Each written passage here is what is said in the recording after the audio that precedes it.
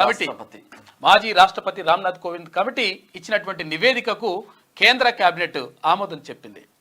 ఇక చెప్పిన తర్వాత ఇక ఏమున్నది, ఎట్టి పరిస్థితుల్లో మేము నిర్వహించి తీరుతాం, తర్వాత ఇప్పుడే దీని గురించి మొత్తం చర్చిస్తాం అని చెప్పేసి కేంద్ర ప్రభుత్వం చెప్పింది.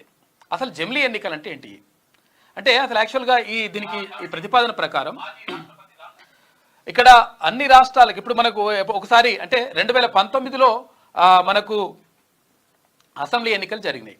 ఆ తర్వాత 6 నెలలకు పార్లమెంట్ ఎన్నికలు జరిగినాయి. తర్వాత ఇప్పుడు హర్యానా, తర్వాత ఏది నిన్న జమ్మూ కాశ్మీర్ జరిగింది, నిన్న జమ్మూ కాశ్మీర్ ఎన్నికలు జరిగినాయి. నెక్స్ట్ మహారాష్ట్ర, హర్యానా ఇవన్నీ కూడా ఉన్నాయి. అయితే ఒక్కొక్కసారి ఎన్నికలు జరుగుతూ ఉంటే ఎన్నికల ఖర్చు పెరుగుతూ ఉంది, మొత్తం అంతం కూడా నష్టం జరుగుతూ ఉంది అని చెప్పేసి భావిస్తూ ఉందంట కేంద్ర ప్రభుత్వం. అయితే ఇది జమిలీ ఎన్నికలు అంటే ఈ అసెంబ్లీ ఎన్నికలు తర్వాత పార్లమెంట్ ఎన్నికలు రెండు కూడా ఒకేసారి నిర్వహించాలని చెప్పేసి చెప్తున్నది. అయితే దీన్ని ప్రతిపక్షాలు వ్యతిరేకిస్తున్నాయి.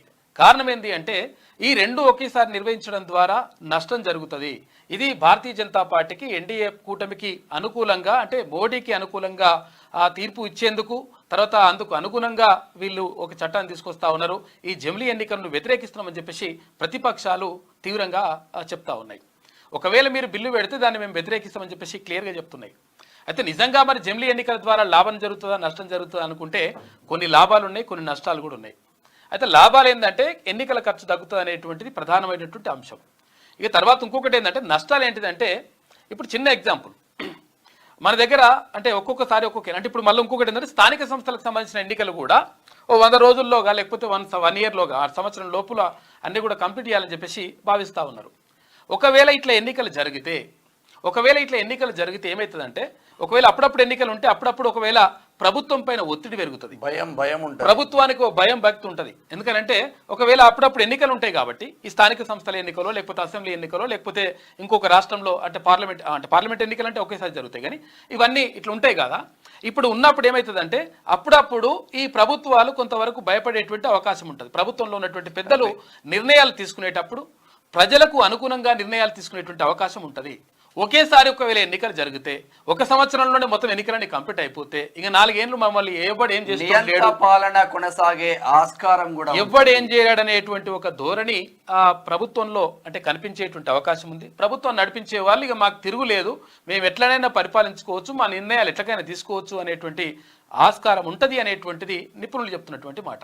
కాబట్టి ఇక్కడ ఎన్నికల ఖర్చు ఒకటే తక్కువ చేసుకుంటారంటే ఎన్నికల ఖర్చు కాదు నాయన, ఈ లక్షల కోట్ల రూపాయలు మొత్తం మింగేస్తూ ఉన్నారు. రకరకాలుగా నష్టాలు జరుగుతూ ఉన్నాయి. ప్రజా వ్యతిరేక విధానాలు అంటే తీసుకుంటా ఉన్నారు, వాటిని అమలు చేస్తూ ఉన్నారు, ప్రణాళికాబద్ధంగా ముందుకెళ్ళట్లేదు.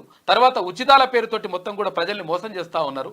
ఇట్లా మోసం చేయడం ద్వారా ఏమైతుందంటే ఒకే సంవత్సరంలో ఎన్నికలు అంటే ఒక 100 రోజుల్లోగా చేయాలని చెప్పేసి అంటా ఉన్నారు స్థానిక సంస్థలవి కూడా.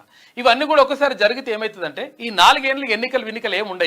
ఎన్నికలు ఉండకపోతే ఇక కనీసం రాజకీయ పార్టీలకు భయం భక్తి అనేటువంటిది ఉండదనేటువంటిది నిపుణులు చెప్తున్నటువంటి మాట. కాబట్టి ఇక్కడ జమిలీ ఎన్నికలు లాభమా నష్టమా అంటే ఒక రకంగా లాభం, చాలా విధాలుగా నష్టం జరుగుతున్నటువంటి పరిస్థితి మాత్రం కనిపిస్తూ ఉంది. అందుకనే కాంగ్రెస్ పార్టీతో పాటు మరికొన్ని పార్టీలు అంటే విపక్ష పార్టీలు 15 పార్టీలు ఈ జమిలీ ఎన్నికల్ని వ్యతిరేకిస్తూ ఉన్నాయి. అంటే ఎందుకు వ్యతిరేకిస్తా ఉన్నామంటే, మేము ఒకవేళ దీని ద్వారా నష్టం జరుగుతుంది, తర్వాత ప్రజలకు కూడా నష్టం జరుగుతుంది, ఎట్టి పరిస్థితుల్లో ఇది ఉండడానికి వీల్లేదని చెప్పేసి అక్కడ ప్రతిపక్షాలు చెప్తున్నటువంటి మాట. కాదు ఒకేసారి ఎన్నికలు జరిగితే 1 నేషన్ 1 ఎలక్షన్ అని చెప్పేసి ఒక నినాదం తీసుకొచ్చినాం. కాబట్టి ఒకేసారి ఎన్నికలు జరిగితే మంచిగా ఉంటుంది అనేది అక్కడ భారతీయ జనతా పార్టీ ఎన్డీఏ కూటమి చెప్తున్నటువంటి మాట. కాబట్టి ఈ జమిలీ ఎన్నికలకు సంబంధించి నిర్ణయం మాత్రం అయిపోయింది. ఎందుకంటే కేంద్ర కేబినెట్ ఆమోదం కూడా చెప్పింది. పార్లమెంట్ ప్రవేశపెట్టే అవకాశాలు రామ్నాథ్ కోవింద్ అంటే మాజీ రాష్ట్రపతి రామ్నాథ్ కోవింద్ ఇచ్చినటువంటి నివేదికకు మొత్తం కేబినెట్ కూడా ఆమోదం చెప్పింది. ఈ నేపథ్యంలో ఎట్టి పరిస్థితుల్లో జమిలీ ఎన్నికలు ఉంటాయి. మరి జమిలీ ఎన్నికలు ఎప్పుడు ఉంటాయి అంటే తొందరనే ఉంటాయి, ఇక అట్లా అయిపోతుంది అట్లా అని చెప్పేసి కూడా కొంతమంది అంటున్నారు. ఎట్టి పరిస్థితుల్లో తొందరలో ఉండేటువంటి అవకాశం లేదు. ఎందుకనంటే 2026లో నియోజకవర్గాల పునర్విభజన జరుగుతుంది. అసెంబ్లీ నియోజకవర్గాల పునర్విభజన జరిగిన తర్వాత ఈ ఎన్నికలు ఉండేటువంటి అవకాశం ఉంటుంది. ఎందుకంటే ఒకవేళ ఇప్పుడు ఎన్నికలు పెట్టింది అనుకుందాం, ఒకవేళ జమిలీ ఎన్నికలు అని చెప్పేసి అన్ని మొత్తం క్యాన్సల్ చేసేసి అట్లా పెట్టేసి ఇప్పుడు పెట్టింది అనుకుందాం. పెడితే 2026లో మళ్ళీ కూడా ఎన్నికలు జరపాల్సినటువంటి అవసరం ఉంటుంది. ఎందుకంటే నియోజకవర్గాలు పెరుగుతాయి. ఇప్పుడు మన దగ్గర 119 తెలంగాణ ప్రాంతంలో, తెలంగాణ రాష్ట్రంలో 119 అసెంబ్లీ నియోజకవర్గాలు ఉన్నాయి. అయితే ఆ అసెంబ్లీ నియోజకవర్గాలు 153 నుంచి 160 వరకు పెరిగేటువంటి అవకాశం ఉన్నట్టుగా తెలుస్తూ ఉంది. అయితే దీంతో మరొకటి ఏంటంటే ఇప్పుడు 33% మహిళలకు రిజర్వేషన్ కల్పిస్తామని చెప్పేసి కూడా కేంద్ర ప్రభుత్వం చెప్పింది.